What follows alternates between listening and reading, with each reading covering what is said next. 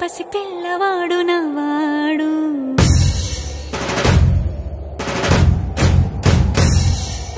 విడుముండోడు అని ఊరువాడ అనుకున్న గాని మహారాజు నాకు నవ్వాడు